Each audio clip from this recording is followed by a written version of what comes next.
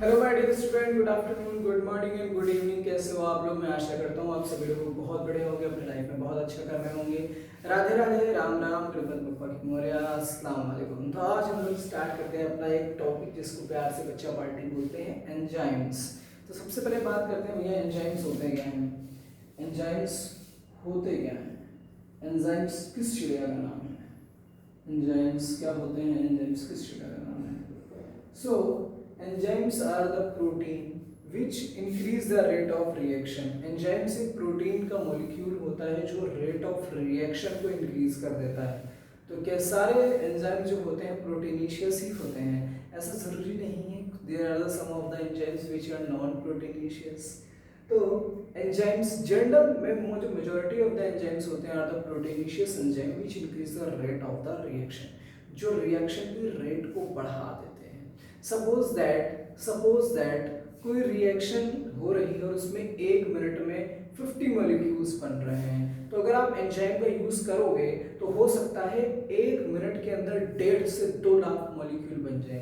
तो जिसने रिएक्शन की रेट को जो बढ़ा दे वो एंजाइम है, और खुद उस पूरी रिएक्शन के होने के बाद अनचेंज्ड रहे, मतलब रिएक्शन का उसके ऊपर कोई फर्क ना पड़े।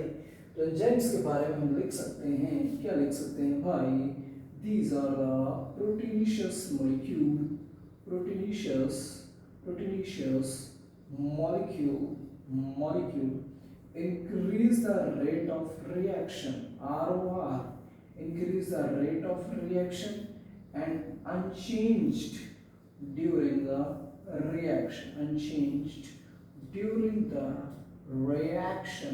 रिएक्शन के दौरान ये अनचेंज रहते हैं। कौन अनचेंज रहता है? एंजाइम्स अनचेंज रहता है, तुम्हारा बदलता नहीं है।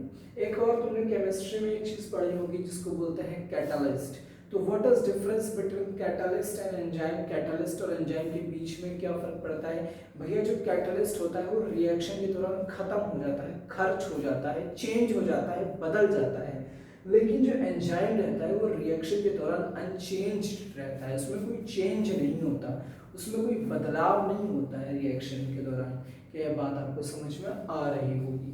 तो हम आओ आगे बात करते हैं एंजाइम के बारे में, आगे बात करते हैं। होता क्या है? जैसे कोई एंजाइम है, इस एंजाइम से कोई आकर के एक सबस्ट्रेट जुड़ा, उससे प्रोडक्ट बना और एंजाइम अलग हो गया।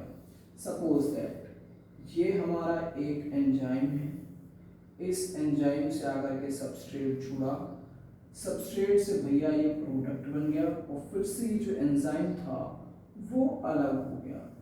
इस तरीके से एंजाइम रोल प्ले करता है, सबस्ट्रेट को प्रोडक्ट में कन्वर्ट कर देता है।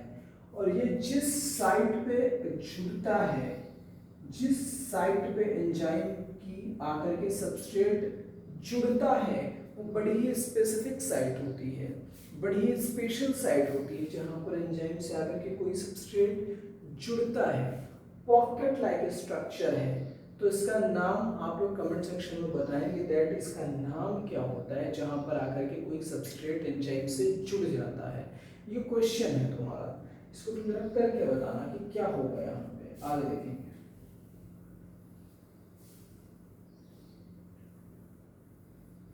आगे देखेंगे, आगे क्या देखेंगे? आगे हम लोग देखेंगे कि एंजाइम जो होता है उसके ऊपर किस चीज का क्या क्या फर्क पड़ता है।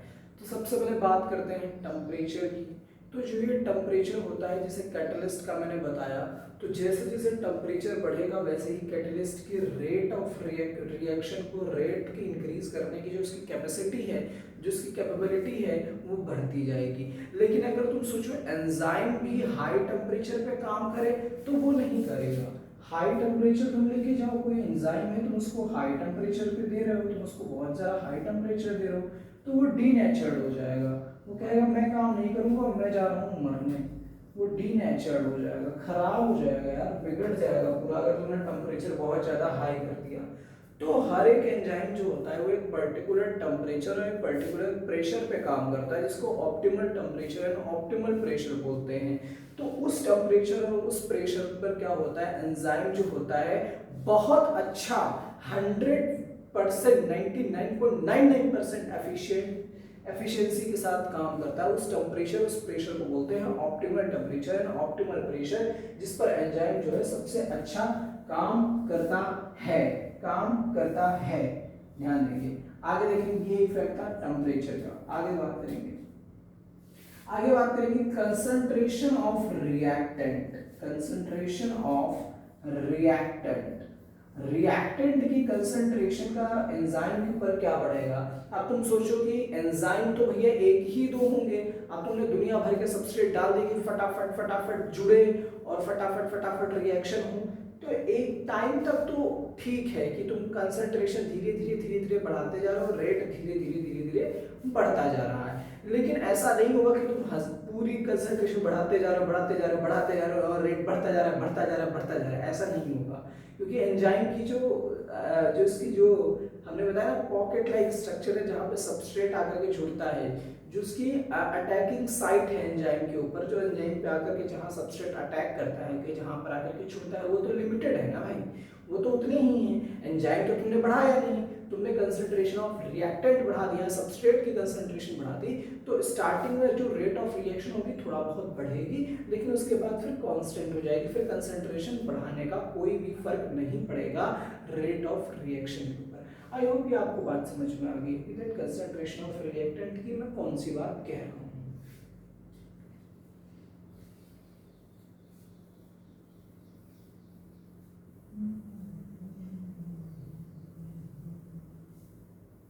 आगे बच्चा पार्टी हम लोग बात करेंगे। आगे हम लोग बात करेंगे क्या बात करेंगे, आगे हम लोग बात करेंगे, बहुत अच्छी बात है जो मुझे करनी है, जो मैं करना चाहता हूँ आप लोगों से। क्या बात करनी है, आगे ये बात करनी है कि जो तुम्हारा enzyme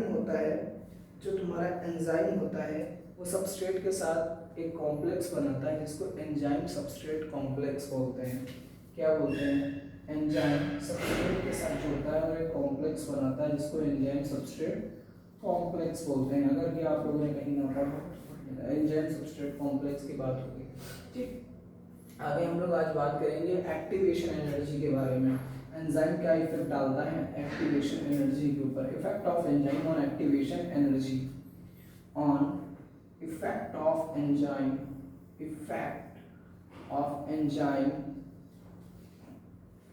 enzymes on activation energy. Activation energy के ऊपर एंजाइम का क्या इफेक्ट पड़ता है या क्या असर पड़ता है एक्टिवेशन एनर्जी के ऊपर।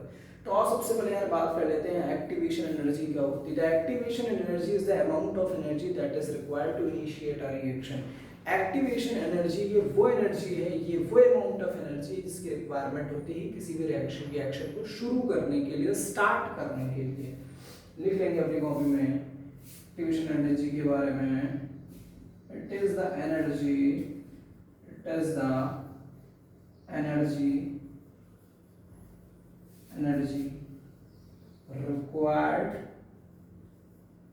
required to initiate a reaction, किसी भी रिएक्शन को स्टार्ट करने के लिए जिस अमाउंट ऑफ एनर्जी की रिक्वायरमेंट होती है उसको बोलते हैं एक्टिवेशन एनर्जी। तो देखो एंजाइम क्या काम करता है, ये देखते हैं।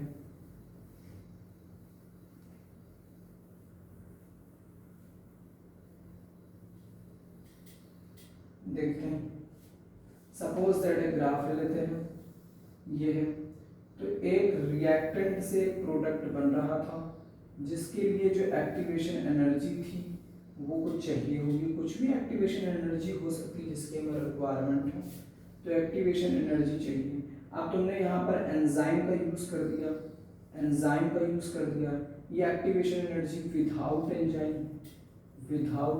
है, और ये एक्टिवेशन एनर्जी जो है विद एंजाइम है। तो होता ये है कि जो एंजाइम होता है वो एक्टिवेशन एनर्जी को कम कर देता है, रिड्यूस कर देता है। क्यों कर देता है? वो रिड्यूस इस वजह से करता है क्योंकि एंजाइम का फिर फायदा क्या, रिएक्शन को स्टार्ट करने में जिस एनर्जी की रिक्वायरमेंट पहले हो रही थी, अगर वही एनर्जी की रिक्वायरमेंट अभी भी होगी तो एंजाइम का फायदा क्या। तो एंजाइम क्या करता है, एक्टिवेशन एनर्जी को कम कर देता है, रिड्यूस कर देता है। यार आई होप आप लोगों को ये सभी बातें समझ में आई होंगी, सभी बातें समझ में आई होंगी। आज अपने इस वीडियो में हम लोग एंजाइम के बारे में इतना ही डिस्कस करेंगे। बाकी के जो एंजाइम का लेक्चर है, जो एंजाइम से रिलेटेड वीडियो आएगा पार्ट 2, उसमें बाकी की बची हुई बातें हम लोग कर लेंगे। तो अगर आप लोगों को वीडियो समझ में आया हो तो वीडियो को लाइक करो, चैनल को कर दो सब्सक्राइब। अगर कोई डाउट हो, कोई क्वेरी हो, वीडियो से रिलेटेड कोई पॉइंट डिस्कस करना हो तो कमेंट सेक्शन में मेंशन कर दो। अदरवाइज क्या, पढ़ाई करो, अदरवाइज बात खत्म। ठीक है, बाय बाय, चलते हैं।